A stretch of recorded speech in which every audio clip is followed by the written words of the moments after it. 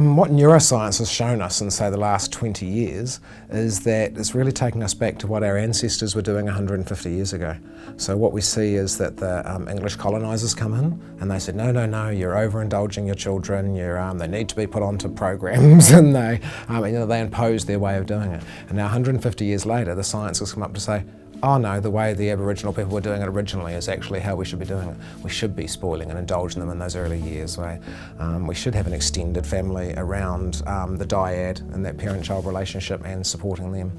So that's encouraging, I think, for Māori and for Aboriginal and Torres Strait Islander people, because it's not a new thing that we have to learn. It's actually going back to what our ancestors were doing prior to the stolen generation, or in New Zealand prior to colonisation.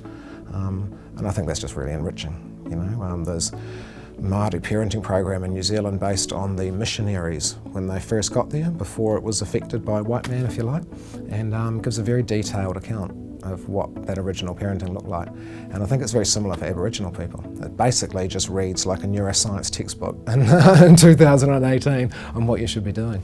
So, truth be known, I think a lot of the world could learn from Indigenous cultures and what they worked out through their own knowledge methodologies and ways of doing it, that they were actually spot on. So it's returning to the way that we originally did things.